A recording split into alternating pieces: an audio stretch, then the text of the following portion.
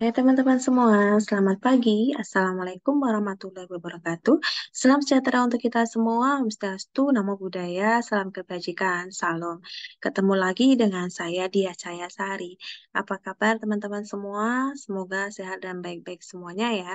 Amin. Baik, sekedar mengingatkan, jangan lupa untuk melakukan absensi terlebih dahulu sebelum memasuki perkuliahan. Baik, untuk sesi 3 kali ini kita akan membahas tentang perdagangan pasar bebas. Mohon izin share screen.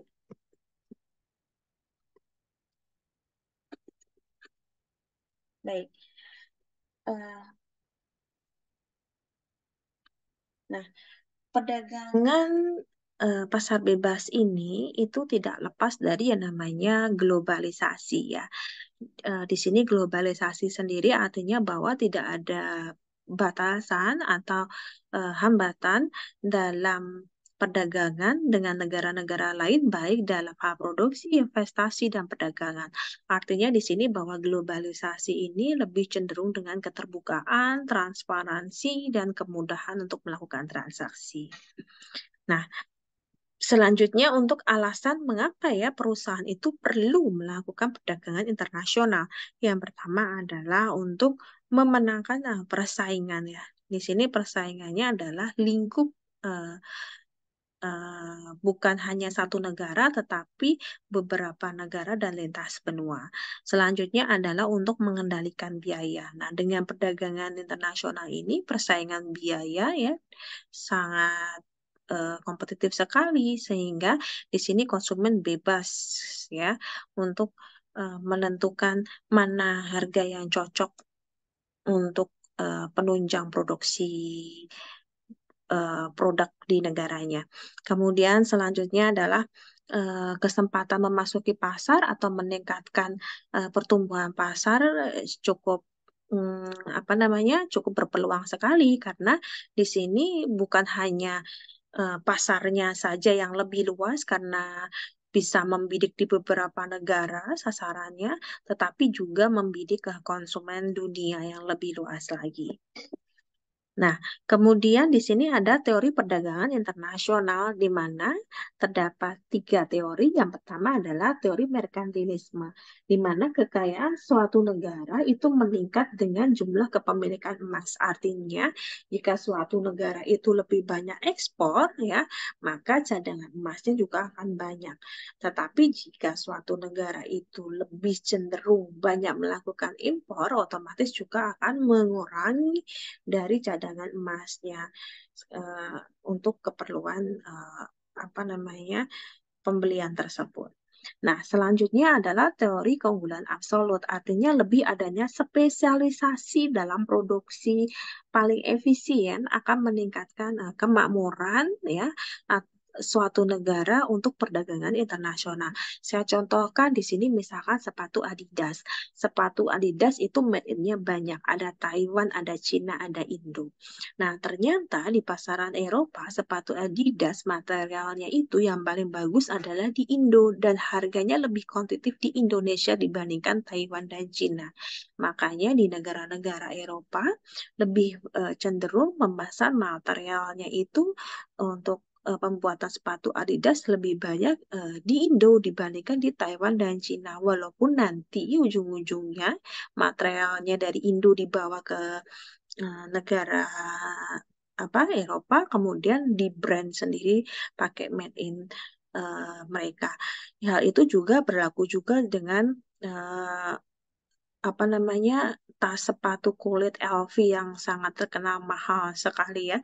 Itu juga materialnya kulitnya itu mengambilnya itu adalah di negara Indonesia juga.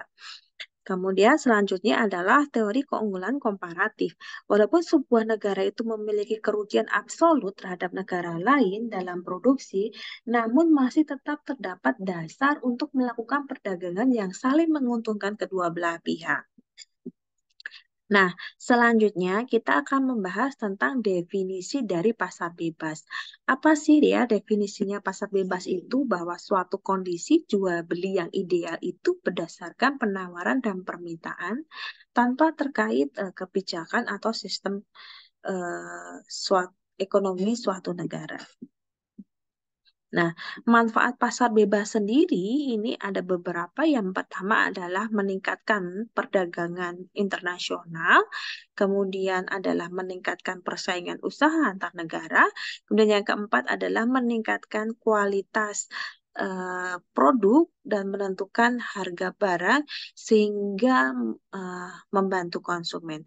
Kemudian yang keempat adalah kebebasan memilih bagi konsumen. Dan yang terakhir adalah memiliki pasar yang lebih besar dan luas lagi, ya, yang mampu menjangkau lebih banyak barang dan konsumen. Nah, selanjutnya di sini ada faktor-faktor keberhasilan dari pasar bebas. Nah, keberhasilan ini tak lepas dari faktor utamanya adalah sumber daya alam yang dimiliki oleh suatu negara. Ya. Kemudian yang kedua adalah didukung dengan adanya ilmu pengetahuan teknologi yang tentunya semakin berkembang. Ya. Sumber daya alam tidak bisa diolah kalau tidak ada iptek. Ya, yang menjadi sempurna itu sumber daya alam menjadi diproses menjadi sebuah produk itu kolaborasi antara sumber daya alam sendiri, iptek, dan sarana prasarananya juga harus memadai. Nah, kemudian selanjutnya adalah kebijakan dalam perdagangan internasional. Ada beberapa kebijakan perdagangan internasional. Yang pertama adalah tarif ini berkaitan dengan fiskal. Kemudian yang subsidi di sini adalah pembayaran pemerintah terhadap produsen domestik, ya. Eh, ada namanya free trade, ya, kalau di KPN itu. Kemudian yang ketiga adalah persyaratan kandungan lokal, artinya bahwa penyerahan bagian produk yang dihasilkan untuk mendukung produsen domestik. Kemudian yang selanjutnya adalah tentang kuota, yaitu hambatan banyaknya unit yang dapat diimpor ke suatu negara. Kemudian adanya embargo, artinya bahwa ada persyaratan, ya, perdagangan untuk produk tertentu yang melalui screening, ya, untuk masuk ke suatu negara. Kemudian yang selanjutnya adalah persyaratan kebijakan administratif, di mana ini untuk membatasi impor dan meningkatkan ekspor.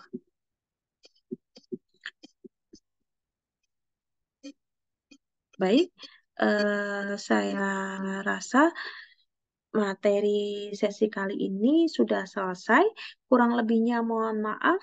Wassalamualaikum warahmatullahi wabarakatuh.